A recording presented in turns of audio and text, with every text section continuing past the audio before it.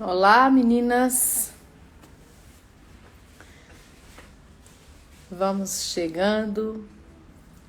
Mais uma segunda-feira, nosso segundo encontro. E estamos aqui, para crescer como mulheres que desejam agradar a Deus. E a gente está começando a entender com essa leitura. Muitas já compraram o livro. E eu fico muito feliz porque nós estamos sendo desafiadas a realmente discutir o que é, de fato, ser bem-sucedidas. Então, vamos começar nossa noite retomando a leitura para a gente aproveitar o máximo desses 30 minutos. Vamos ver, ela fala de 2 exemplos, que é de uma mulher que era especialista em tecnologia, palestrante, e ela falava para as mulheres serem mais ambiciosas, né? Ela falando sobre essa revolução no século XX. Outra executiva em tecnologia, ela falava também, deixou o filho, logo nas primeiras semanas, no berçário. Após 2 semanas, ela já suspendeu a licença maternidade. Como se tudo isso estivesse no século XX, sendo conceitos de uma mulher bem-sucedida. Outra professora universitária, num artigo, que ela fala que descartou a ideia de que as mulheres possam ter tudo. Ou seja, ou elas são bem-sucedidas no trabalho, ou elas conseguem ter maternidade e investir na família. Enfim, a isso ela chamou um termo, chamou briguinhas das mães. E ela começa a discutir sobre essa briguinha das mães, né? Onde umas dizem, olha, mulheres não podem ter tudo. Aí outra passa só 2 semanas e já suspende a licença maternidade, coloca um filho no berçário. Outra diz que a mulher tem que ser mais ambiciosa e foca nessa área da produtividade feminina, quando elas entendem que tudo que a mulher faz é produtividade feminina, sim. Então, assim, é um conceito bem diferente do que vem a ser no século XX, principalmente, e a gente vai fazer o resgate histórico de onde tudo isso se origina, do que é esse conceito de uma mulher bem-sucedida. Aí ela até fala que na igreja antiga, primeiro diziam que a Terra era plana, depois não, a Terra é esférica. Do mesmo jeito, essa briguinha das mães, elas falam que isso também acontece de que qual é o certo? O que é o certo? Né? Qual é a mãe, especialmente, que está com a razão? E ela vai dizer que a Terra não é plana, é esférica. Do mesmo jeito que a gente não tem uma resposta, porque nós vivemos de acordo com planos de Deus. E ela vai dizer, né, lá na página 20, e vocês vão fazendo a leitura do livro de vocês à vontade, tá? Só peço que vocês interajam aqui no grupo, enquanto eu estou trazendo, vocês também vão interagindo o que entenderam, complementem, fiquem à vontade. Lá na página 20, elas começam a discutir essa questão de que o mundo não é plano, assim como também não aceitamos de que tem as mães do lar e as mães do mercado. Então, do mesmo modo, ela vai dizer que nós não devemos aceitar sem questionamento que a gente tem que ser ou só uma coisa ou só outra coisa, tá? Outra questão que elas vão trazendo aqui é que Deus, ele não tem um plano que cabe para todo mundo, como aquela caixa de um tamanho só, que a gente falou, né? Aquela caixa de mala que a gente morre de medo quando está no aeroporto, pode reprovar nossa malinha, porque a caixa de um tamanho só. Deus não tem um plano para nós como uma caixa de tamanho só. E aí ela vai dizendo, Caroline, que entendeu que as mães, elas podem optar pelo lar, sim. Mulheres podem ser profissionais no mercado, sim. Solteiras podem ser profissionais prósperas, sim. Uma coisa não anula a outra, tá? E esse livro, elas vão dizer assim, que a gente relaxe. Esse livro não é mais uma dessas caixas de tamanho único, que todas as realidades e todas as mulheres têm que caber num só padrão. Porque Deus tem um plano. Lembra daquela música que Deus tem um plano para cada criatura? Pois é. Olha aí, então, Jardilene chegando ao vivo. E eu quero que vocês interajam, tá? Nessa questão aqui. Quando ela vai dizer uma coisa assim que eu achei apaixonante, foi quando ela diz: eu sou apaixonada por graça, misericórdia e liberdade que são oferecidas no Evangelho de Jesus Cristo. Eu me identifiquei muito, eu também sou muito apaixonada por essa graça, essa misericórdia, essa liberdade que Cristo oferece. Por isso ele diz, né? Conhecereis a verdade e a verdade vos libertará. E verdadeiramente sereis livres. Essa liberdade, dentro dos princípios de Deus, faz a gente experimentar qual seja a boa, a perfeita e a agradável vontade de Deus para a nossa vida. E nos faz felizes. Porque a gente vai entender que Deus sabe o que fazer, né? Ele não é um pai, a gente já sabe disso, bobinho. Então, o objetivo do livro, entre outros, é vermos nossos dons, as nossas oportunidades concedidas por Deus e sobre como investir nessas situações individuais e específicas à luz da eternidade. Se a gente for ver 1 Coríntios 10, 31, né, a gente já leu esse texto em outros devocionais, que diz assim: tudo quanto façais, quer comais, quer bebais, ou façais qualquer outra coisa, faça para a glória de Deus. Quando nós temos esse princípio à luz da eternidade, a gente vai entender que tudo que nós temos, dons, oportunidades que Deus nos dá nessa terra, tudo tem que ser investido em situações específicas e são individuais.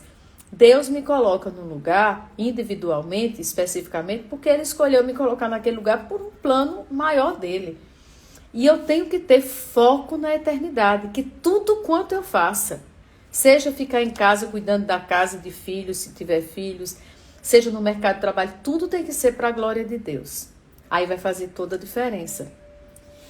Em Eclesiastes 9:10, é outro texto de Salomão muito sábio, quando ele diz aqui: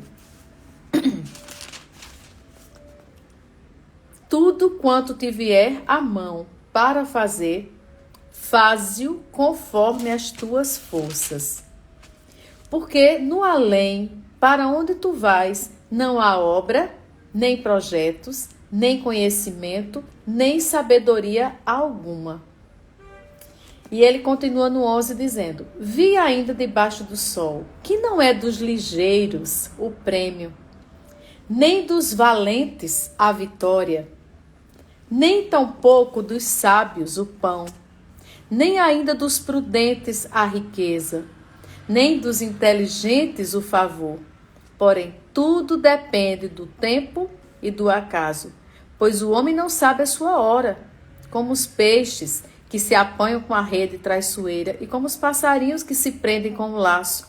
Assim se enredam também os filhos dos homens no tempo da calamidade, quando cai de repente sobre eles. Queridas, nós não sabemos o dia nem a hora que o Senhor nos chama. E a gente já viu no outro devocional, né? Enquanto estamos aqui, não podemos perder nossos dons, nossos talentos, de investir em vidas, impactar, fazer diferença. Seja dentro de casa, seja fora de casa. O nosso objetivo é tudo quanto façais, como tem em 1 Coríntios, seja para a glória de Deus. E aqui em Eclesiastes 9:10, é como se fosse um reforço. Deus diz: tudo quanto te vier à mão para fazer, faze-o, que te vier à mão para fazer. Qual é o plano de Deus para a nossa vida? A gente não sabe, né, por que Deus nos colocou no que Ele quis, mas Ele sabe por quê. Então Ele diz: faze conforme as tuas forças. Porque para o além, para onde tu vais, não há obra, nem projetos, nem conhecimento, nem sabedoria alguma. E aí Ele vai dizendo, né, nesse 11, debaixo do sol, aqui nesta terra, não é dos ligeiros o prêmio, dos valentes a vitória, nem dos sábios o pão, nem ainda dos prudentes a riqueza, nem dos inteligentes o favor. Tudo, de fato, assim como ele vai dizer, os peixes, os passarinhos, eles não sabem o tempo de nada, nós também não. E nem entendemos todos os planos. que Deus tem para nós? Também não. Então, queridas, o lugar para onde nós vamos, o céu, não entra currículos. Eu acho isso muito sábio da parte de Salomão. Para onde nós vamos, pela fé, né? Não é porque nós somos melhores do que ninguém. E é importante, nós já conhecemos esse texto, mas nunca é demais a gente lembrar de Efésios 2, 8 e 9, que diz: porque pela graça sois salvos mediante a fé, e isto não vem de vós, é dom de Deus, não vem das obras para que ninguém se glorie, pois somos feitura dele, criados em Cristo Jesus, para as boas obras, as quais Deus de antemão preparou para que andássemos nelas. Só isso aqui respalda tudo que ela está tratando aqui. Que de antemão Deus preparou, Deus tem um plano. Nós não estamos aqui assim à deriva, por acaso. Ele preparou aquilo que nós íamos fazer nesta terra, para que andássemos nelas, nessas obras dele, e para que glorifiquemos a ele. E ele diz que, porque pela graça sois salvos mediante a fé, isso não vem de vós, é dom de Deus, não vem das obras para que ninguém se glorie. Queridas, tudo que nós temos, como a gente sabe que no céu não entra currículos, até para nós termos, né, essa morada com o Pai na eternidade, não é porque nós merecemos, porque somos isentas de pecado, porque somos melhores do que ninguém, nem porque somos membros de determinada igreja. É porque pela fé, como a Bíblia diz aqui, porque pela graça, pela salvação em Cristo, é que mediante a fé em Cristo, o único mediador entre Deus e o homem, não vem de nós, não vem de vós, é dom de Deus, a fé é dom de Deus. Não vem de nossas obras para que a gente não se glorie. O fulano é mais sábio, é mais espiritual, né? Teve mais compaixão, fez mais caridade. Não vem das obras para que ninguém se glorie. Agora, precisamos andar nos planos que Deus de antemão preparou e andemos bem, e andemos em boas obras. Aquilo que Ele nos confiar a fazer, fazer bem, porque fazemos para Ele, e nossas obras são testemunhos de que, de fato, nós temos essa fé, que é graça mediante a salvação, através da cruz, da ressurreição de Cristo por nós. Porque o que seríamos nós sem tudo isso? Aliás, qual o sentido de viver trabalhando como muitas e muitos vivem, né? Trabalhando para consumir, para consumir, para consumir. Para quê? Se nós não vamos morar a eternidade aqui. É como se a gente estivesse invertendo. É como se a gente tivesse que investir muito, produzir muito, trabalhar muito, estudar muito, porque parece assim que o céu agora vai ser aqui embaixo. E não é. E nesse texto lá de Eclesiastes ele lembra: uma hora o passarinho é pego no laço, uma hora o peixe é pego na rede, e uma hora nós também partiremos. Daqui a 100 anos, nenhuma de nós existirá mais. Agora, aquilo que a gente fizer, que Deus de antemão preparou, aquilo que a gente faz de bom, que a gente faz em amor, isso vai marcar algumas gerações, nem todas, algumas vão poder ser impactados por aquilo que a gente fez. Isso ela chama de produtividade feminina, tá? Produtividade feminina não é sobre a mulher que trabalha fora ou sobre a mulher que fica em casa e que trabalha dentro de casa. Não. A produtividade feminina é direcionada a todas as mulheres. Agora, o que é que a gente precisa conhecer? O propósito do trabalho que a gente faz. Nós precisamos refletir, como a gente está fazendo agora, sobre esse propósito. Porque, né, ou sobre as múltiplas facetas dessa produtividade que torna o trabalho das mulheres diferente do trabalho de homens. Nós precisamos entender que, em algum aspecto, nosso trabalho, ela diz que é diferente do homem. Em que sentido? No sentido de que a gente não deve estar comparando, jamais, né, essa questão dessa guerra dos sexos. Não. Porém, a gente sabe que alguns dons, inclusive até nos Estados Unidos, uma fábrica de aviões, eles fizeram uma pesquisa, ela vai dizer isso mais adiante, mas eu já estou adiantando para vocês, que aqui ela vai falar que de 50% a 60% eles perceberam que as mulheres, elas eram mais detalhistas. Pois na fabricação, uma fábrica de aviões, na parte que elas faziam de acabamento. Então, nós temos sim, isso é científico, a psicologia, a neurociência já comprovou que existem habilidades. A mulher, ela tem o hemisfério direito e esquerdo, né?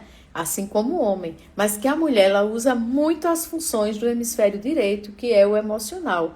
Ele é responsável pelas percepções, relacionamento social, detalhamentos.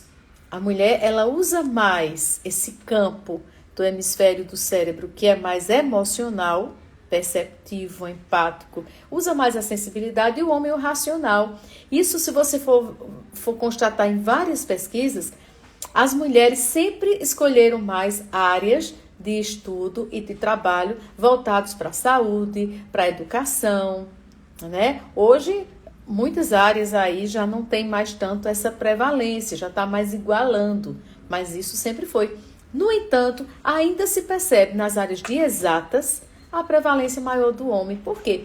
Porque ele tem uma predisposição fisiológica a lidar melhor com temporalidade, espaços, numerologia, né? O estudo das ciências exatas é um campo que ainda atrai mais homens que mulher, né? Então, ela diz que nós precisamos ter essa consciência, mas que a sabedoria, ela é atemporal.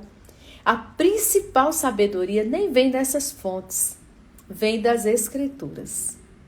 A principal sabedoria que nós vamos adquirir nesta terra e que se volta para o alto, para a eternidade, é aquela que vem das escrituras. Então ela diz assim que a gente não deve estar se comparando a outra mulher em termos de funções sociais, qual é a que faz uma função social mais ou menos interessante nesta terra. Não, a gente não deve, porque Deus tem planos diferentes para cada uma de nós. E outra coisa, quando a gente faz comparação, a gente incorre num daqueles pecados que a gente viu no outro livro anterior, a inveja. A gente vai começar a se comparar e a gente vai achar ou que a outra tem e eu não tenho. E a principal inveja não é do que o outro tem, mas é do que o outro é. E a gente começa a gerar o que a gente já sabe, né? Insatisfação, ingratidão, descontentamento com o plano que Deus tem para nós. E a gente vai deixar de fazer, como a Bíblia diz, tudo que façais, faça para a glória de Deus. Em Eclesiastes, tudo que tiver a mão para fazer, faz-o. Não fica se comparando. E ele diz, faz com todas as tuas forças. Então não se compara com a força da outra, não. Se a outra tem mais força, tem mais poder, tem mais capacidade, não. O que me vier a mão para fazer, eu tenho que fazer conforme as minhas forças, porque a Bíblia está mandando isso, né? E a Bíblia ainda manda nesse terceiro texto, que a gente está finalizando, nós fomos feitas para andarmos nas obras que Deus de antemão preparou para que andássemos nelas. Aqueles dons que Deus nos deu, Ele preparou. Então, Ele preparou para mim um plano, para você outro plano, né? Então, e quando a gente se compara, a gente acaba duvidando da soberania e da sabedoria de Deus. Liz, exatamente isso.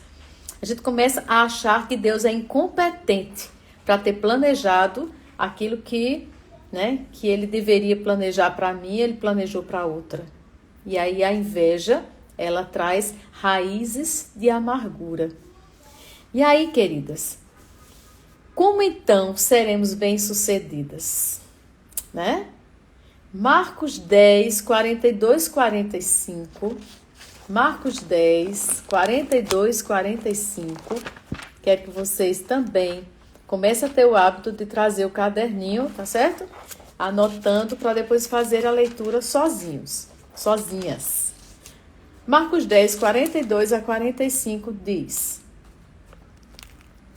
Mas Jesus, chamando-os para junto de si, disse-lhes: Sabeis que os que são considerados governadores dos povos têm-nos sob seu domínio, e sobre eles os seus maiorais exercem autoridade. Mas entre vós não é assim. Pelo contrário, quem quiser tornar-se grande entre vós, será esse o que vos sirva. E quem quiser ser o primeiro entre vós, será servo de todos. Pois o próprio Filho do Homem não veio para ser servido, mas para servir e dar sua vida em resgate por muitos, por aqueles que creem, por aqueles que entregam a vida para que Cristo seja de fato o seu Senhor e Salvador. Ele veio para ser servido, não. Ele veio para servir e dar a sua vida em resgate. Então, aqui nesse texto, queridos, a gente discute muito claramente aqui o que é ser bem-sucedido. É ser o maioral aqui nesta terra. Aqui no texto diz, é ser grande entre os povos. Quem quiser ser o primeiro entre vós, será servo de todos. E ele diz que, de fato, ele diz aqui que nós precisamos, assim como Cristo, vir para servir e não para ser servidos. Então, a verdadeira medida do sucesso não se baseia em nenhum padrão humano. Jesus não criou status. Jesus não criou titulações. Jesus não colocou em outdoor quem é o maior ou o melhor em destaque, medalha de ouro. Foi a nossa cultura. E eu quero concluir dizendo isso a vocês, porque o nosso tempo acabou de acabar. Mas deixa eu dizer só isso. A nossa cultura foi quem fez isso. A nossa cultura, ainda hoje, acredita que nós somos pessoas criadas por si mesmas e que podemos alcançar qualquer coisa que quisermos. E não faltam pessoas hoje propagando isso. O que você quer, você tem. Determina que você tem. Você é capaz. E muitos assim, olha, tem que ser tudo eu. Primeiro eu, segundo eu, segundo... Isso é amor próprio. Queridas, no reino de Deus, se quer ser grande, seja pequeno. Quer ser o primeiro lugar, seja o que serve. Porque o Filho do Homem veio não para ser servido, mas para servir. E na nossa cultura, né, muitos querem ter esse status, esse glamour de ser servidos. Porque é como se isso confere que você chegou de fato a ser uma pessoa bem-sucedida. Que você é servida. Olha que paradoxo com a palavra do nosso Deus. Olha que paradoxo, né? E isso gera frustração, é a chave de muitas frustrações, porque quando a pessoa, né, Liz, não consegue, a pessoa se frustra e vai em busca dessa vanglória, né? Hoje, inclusive, eu acho que mais que nunca, muitos correndo atrás de vanglórias. E aí, minha gente, é difícil a gente encerrar sem mostrar a palavra de Deus, o que é que ela diz. Então, eu vou encerrar nos 2 minutos que faltam, mostrando o que é vanglória. Tantos hoje em busca de milhões de seguidores, né? E de se destacar, e de ser o youtuber mais famoso. Mas olha o que é que Deus fala de vanglória. Vangloriarmos em quê? 1 Coríntios 4, 7. Olha o que a palavra diz. Pois, quem é que te faz sobressair? E que tens tu que não tenhas recebido? E se o recebeste, por que te vanglorias, como se não o tiveras recebido? Já estás fartos, já estás ricos, chegastes a reinar sem nós. Sim, tomara reinasseis para que também nós viéssemos a reinar convosco. E aí ele vai falando sobre os pregadores, né, que é uma reprovação severa. Há muitos que queriam sobressair e que se vangloriavam. E diz aqui, já estás fartos, já estás ricos, chegaste a reinar sem nós. Tomara reinasses, para que também nós viéssemos a reinar convosco. Ou seja, Paulo, ele admoesta toda essa perseguição à vanglória. E aí, queridos, é tão interessante, ele vai lembrar no 9, que como se fôssemos condenados à morte, porque nos tornamos espetáculo ao mundo, tanto a anjos como a homens. Nós somos loucos por causa de Cristo, versículo 10. E vós, sábios em Cristo, nós fracos e vós fortes, vós nobres e nós desprezíveis. Ele vai fazendo assim uma crítica, sabe? O que é o fraco? O que é o sábio? E ele vai mostrar que nós somos receptores da graça de Deus. Tudo que nós temos é de Deus, vem de Deus, tudo vai ficar aqui. Então, por que a gente perde tanto tempo nessa busca, né, de vangloriar-se, de destacar-se? Porque a Bíblia diz que nossa função é ser receptor da graça, porque tudo que temos é por Ele, para Ele, e a Bíblia diz, por Ele e para Ele são todas as coisas.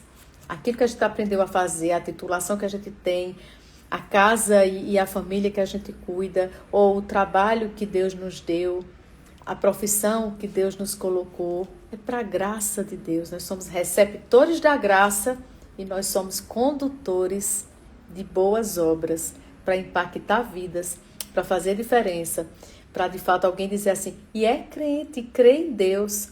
Ah, eu sabia que tinha alguma coisa diferente. Essa é a principal proposta e o principal plano de Deus para nossa vida ser bem-sucedida. É isso, meninas. Tchau. O tempo voa. Esses 30 minutos de estar com vocês é uma delícia. Digo de todo coração. Pego o finzinho do dia, todo mundo cansado.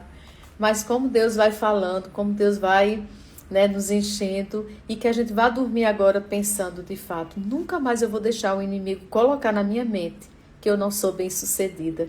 Se eu sou receptora da graça de Deus, e se eu sou canal dessa graça de Deus, eu sou bem-sucedida. Eu sou bem-sucedida onde Ele me colocar. Porque, como Ele diz, porque de antemão Ele preparou para que andássemos nas obras que Ele nos confiou. Que Deus abençoe vocês. É muito difícil me despedir, que eu fico querendo, né? Vocês já perceberam. Mas segunda-feira, se Deus permitir, vão comprando livro, vão lendo o livro, vão interagindo também, como vocês fizeram hoje. E a gente continua, se Deus quiser, até segunda, 20 horas. Deus permitir.